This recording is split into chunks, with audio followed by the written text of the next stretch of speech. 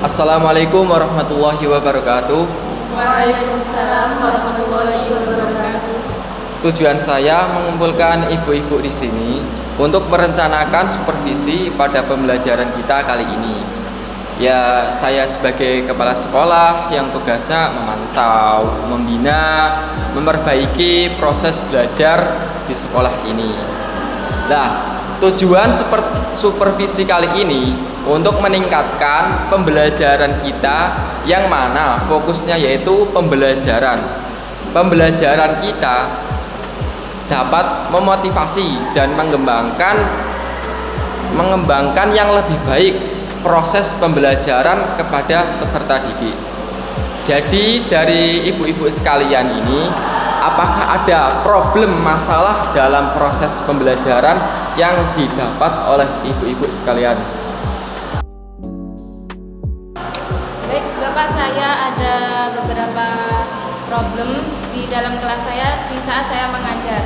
Nah, itu ada beberapa siswa yang tidak dapat memahami materi yang saya sampaikan. Kemudian bagaimana caranya agar semua siswa dapat memahami materi yang saya sampaikan, dan apakah Bapak memiliki rekomendasi tentang strategi pembelajaran yang lebih efektif untuk siswa dengan berbagai tingkat kemampuan? Oh begitu. Iya, Pak. Ya, selanjutnya ibu ini. Jadi begini ya Pak, di kelas saya itu ada siswa yang bandel, seperti sering berantem, ramai, dan yang lainnya.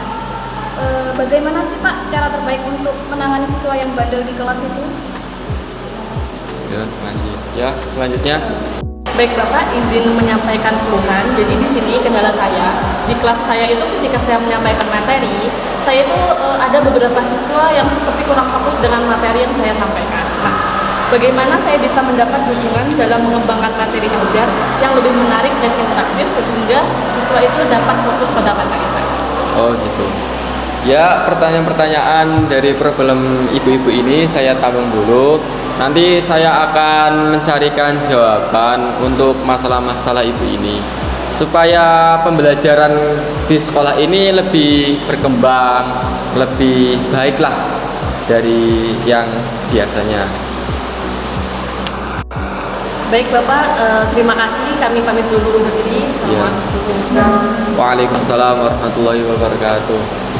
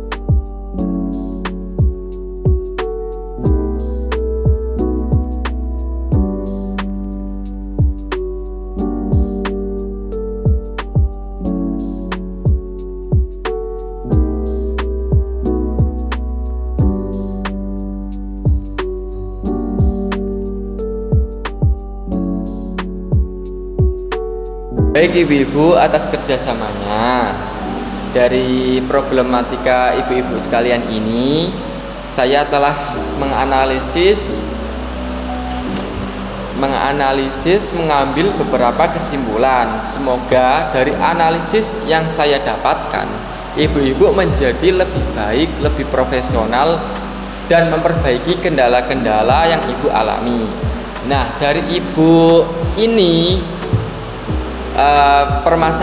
permasalahannya yaitu bagaimana caranya agar semua siswa dapat memahami materi yang saya sampaikan. Apakah Anda memiliki rekomendasi tentang strategi pembelajaran yang lebih efektif untuk siswa dengan berbagai tingkat kemampuan? Begitu kan?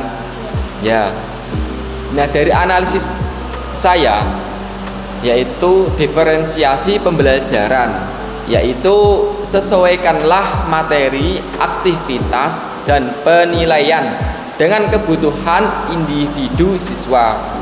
Anda bisa mengelompokkan siswa berdasarkan kemampuan atau minat, lalu berikan tugas yang berbeda-beda sesuai kemampuan siswa tersebut.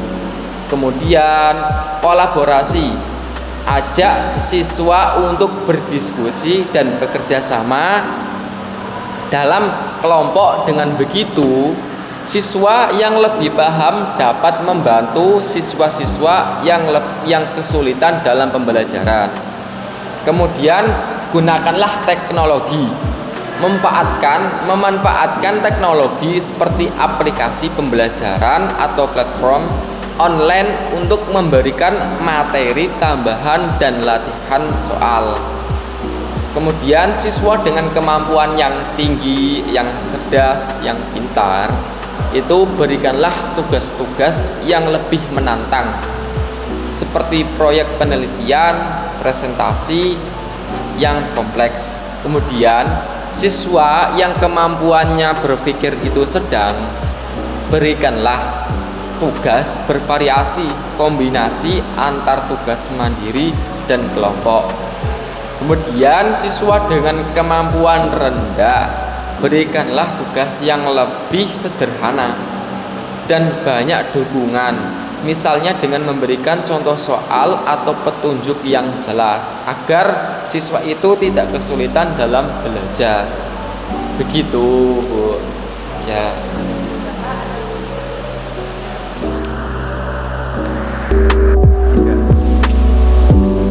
Selanjutnya dari Ibu, kendalanya yaitu bagaimana cara terbaik untuk menangani siswa yang bandel di kelas. Ya. Nah, menangani siswa yang bandel di kelas itu memahami dulu penyebabnya, yaitu dengan komunikasi terbuka kepada siswa yang bandel itu. Cobalah berbicara dengan siswa secara pribadi. Tanyakan apa yang membuat sikap siswa itu seperti itu. Mungkin ada masalah di rumah atau di sekolah yang membuatnya merasa frustasi, sehingga mental anak tersebut itu kacau dan timbullah kenakalan-kenakalan itu. Kemudian jadilah pendengar yang baik. Berikanlah kesempatan mereka untuk berbicara dan dengarkan dengan penuh perhatian apa yang dikeluhkan oleh siswa tersebut. Kemudian jelaskan aturan kelas dengan jelas dan konsisten. Kemudian terapkanlah strategi disiplin yang efektif, yaitu konsisten. Terapkanlah konsekuensi yang telah ditetapkan secara konsisten setiap kali aturan dilanggar. Contohnya kalau di sekolah kan siswa dengan kenakalannya seperti berantem, merokok di toilet, itu terapkanlah konsekuensi atau hukuman-hukuman bagi siswa itu agar siswa itu takut untuk melakukan perilaku-perilaku tersebut. Kemudian libatkanlah orang tua. Jalin kerjasama dengan orang tua siswa untuk mendukung upaya Anda dalam proses pembelajaran di sekolah ini. Kemudian jangan membandingkan setiap siswa itu ya uniknya itu berbeda-beda. Ya ada yang nakal, ada yang baik, ada yang suka bergurau, ada yang serius, ada yang baperan. Itu semua itu jangan membanding-bandingkan. Ya kayak siswa yang kurang mampu atau fisik-fisik yang tidak baik lah, itu jangan membandingkan. Hindari membandingkan mereka dengan siswa lain. Itu dari analisis saya. Semoga dari analisis ini ibu lebih baik, lebih memahami anak-anak kenakalan yang ada di sekolah ataupun di kelas ini. Ya, terima kasih Bapak. Ya. Selanjutnya dari ibu ini yang pertanyaan nomor 3, yaitu bagaimana saya mendapatkan dukungan dalam mengembangkan materi ajar yang lebih menarik dan interaktif, gitu kan? Iya, benar. Ya. Dari analisis saya yaitu kolaborasi, yaitu menerapkan kolaborasi dengan rekan guru, yaitu tukar ide, diskusi, membuat ide-ide yang menarik untuk materi ajar dengan rekan guru yang lain. Kemudian membuat kelompok belajar. Bentuklah kelompok belajar di kelas bersama rekan guru untuk mengembangkan materi ajar secara kolaboratif. Kemudian berbagi sumber daya. Yang dimaksud berbagi sumber daya yaitu saling berbagi materi ajar, materi video atau game yang bersifat edukasi yang mana telah diaplikasikan dan aplikasi itu berhasil digunakan dan menjadi pembelajaran yang menarik dan interaktif. Selanjutnya, memanfaatkan sumber daya online, yaitu cari inspirasi di internet, yaitu apa proses pembelajaran game kah atau tebak-tebakan yang lain. Kemudian gunakan perpustakaan digital, yaitu cari di website ataupun di jurnal-jurnal atau yang apalah, yang mana itu mencari materi-materi yang dipelajari. Kemudian ikuti komunikasi online, yaitu ya sama kayak tadi, berkolaborasi antara guru dan guru, itu mencari ide-ide yang menarik untuk materi ajar. Kemudian buatlah materi yang relevan, yaitu hubungkan materi ajar dengan kehidupan sehari-hari siswa. Jadi siswa itu lebih tertarik, lebih menyukai materi-materi pelajaran yang mana pelajaran itu terkait dengan kehidupan sehari-hari. Kemudian terapkanlah variasi aktivitas, yaitu jangan hanya memberikan materi sing isinya ceramah gitu loh, yang isinya ceramah, tetapi juga berikan kesempatan juga kepada siswa untuk berdiskusi apa yang menjadi muskilan atau menjadi bingung lah dalam pembelajaran. Terus bentuklah berkelompok dan melakukan proyek, yaitu membuat